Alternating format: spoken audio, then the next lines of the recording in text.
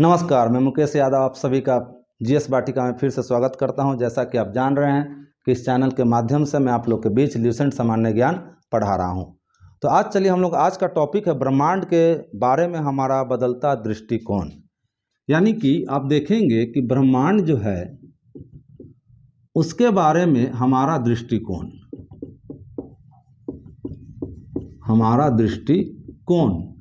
यानी कि ब्रह्मांड के बारे में हम लोग क्या क्या सोचते हैं, शुरुआत में क्या सोचते थे और आज के डेट में क्या सोचते हैं। तो इसीलिए इस टॉपिक का नाम पड़ा ब्रह्मांड के बारे में हमारा बदलता दृष्टिकोण। तो कहा जाता है कि शुरुआती दौर में पृथ्वी को पूरे ब्रह्मांड का केंद्र बिंदु माना जाता था। इसका मतलब मान लीजिए ये पूरा ब्रह्मांड है और इसके बीच में ये पृथ्वी, यह मान लीजिए अर्थ है और इस अर्थ के चारों तरफ सभी चक्कर लगाते थे, चाहे सूर्य हो, तारा हो, चांद हो, ग्रह हो, उपग्रह हो, क्षुद्रग्रह हो, उल्का हो, धूमकेतु है।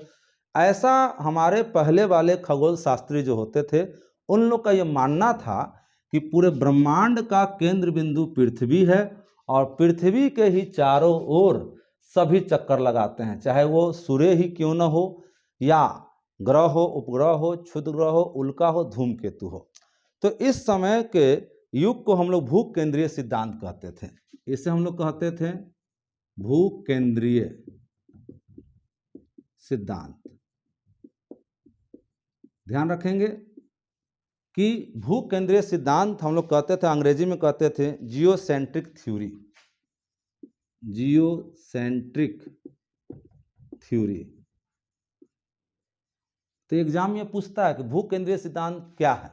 तो आप याद रखिएगा कि हमारे पूर्वज लोग पहले ज़माने में शुरुआती दौर में प्राचीन समय में उनका यह मानना था कि पूरे ब्रह्मांड का केंद्र बिंदु पृथ्वी है और पृथ्वी के ही चारों ओर जितने भी आकाशीय पिंड है वो सभी पृथ्वी के चारों ओर चक्कर लगाते हैं।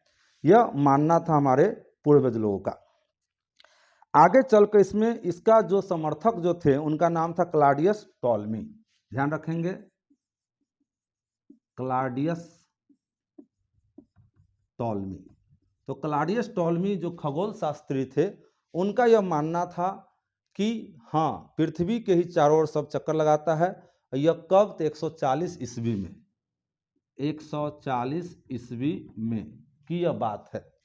फिर आगे चलकर एक और पोलैंड देश के खगोल शास्त्री थे। अब यहाँ ध्यान रखिए, ये किस देश के थे? तो मिस्र और प्लस यूनान, ये दो देश के आदमी ने मिलकर यह भू केंद्रीय सिद्धांत जिसे जियोसेंट्रिक थ्योरी कहा जाता है, यह सिद्धांत इन लोगों ने दिया था। इसमें सबसे नाम फेमस हुआ था क्लॉडियस टॉलमी का। फिर आगे चलकर एक पोलैंड देश के खगोल शास्त्री जिनका नाम है निकोलस कोपरनिकस। अब ध्यान दें, निकोलस कोपरनिकस। तो यह किस देश के रहने वाले हैं? पोलैंड। तो पोलैंड देश के रहने वाले हैं आपको यह निकोलस कोपरनिकस, जिन्होंने यह कहा कि नहीं, यह पृथ्वी पूरे ब्रह्मांड का केंद्र बिंदु नहीं है बल्कि सूर्य पूरे ब्रह्मांड का केंद्र बिंदु है। अब यह मान लीजिए इसको इस तरह से कि यह हो गया ब्रह्मांड, अब इसका केंद्र बिंदु माना गया सूर्य को और सूर्य के चारों ओर जितने भी आकाशीय पिंड है, ग्रह है, उपग्रह है, क्षुद्रग्रह है, उल्का है, धूमकेतु है, जो भी है वो सभी अब सूर्य के चारों ओर चक्कर लगाते हैं। यह बात पोलैंड देश के एक खगोल शास्त्री थे जिनका नाम था निकोलस कोपरनिकस, उन्होंने यह बात कहा। तो इनके बात को मान लिया गया और इस सिद्धांत को कहा गया सूर्य केंद्रीय सिद्धांत। फिर से ध्यान दें, इस सिद्धांत को कहा गया सूर्य केंद्रीय सिद्धांत और इसे अंग्रेजी में कहा गया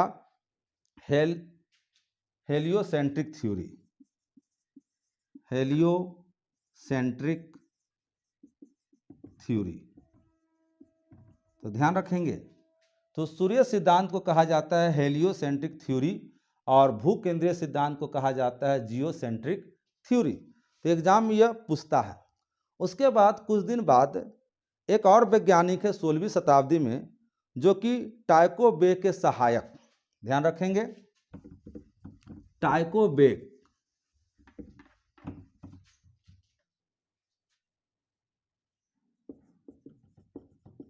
टाइको ब्रेह के सहायक एक वैज्ञानिक है जिनका नाम है जोहानेस केपलर। Johannes Kepler. इन्होंने, ध्यान रखेंगे, टाइको ब्रेह जो हैं उनके यह सहायक हैं जिनका नाम है जोहानस केपलर।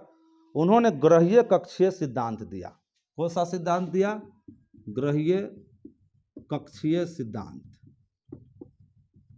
यानी कि जितने भी ग्रह हैं वो सभी अपने अपने ऑर्बिट में चक्कर लगाते हैं।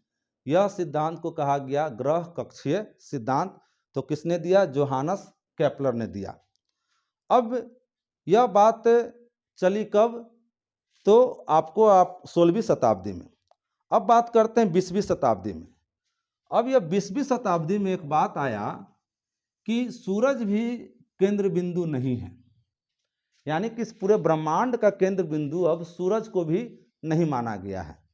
यह बात 20वीं शताब्दी में आया और यह तब आया जब आपने पढ़ा कि आप पढ़ेंगे कि हमारी पृथ्वी की अपनी एक मंदाकिनी है जिसका नाम है दूध मेखला, मिल्की वे या आकाशगंगा। तो इन लोगों ने पाया, यह कहानी है 20वीं शताब्दी की। 20वीं शताब्दी।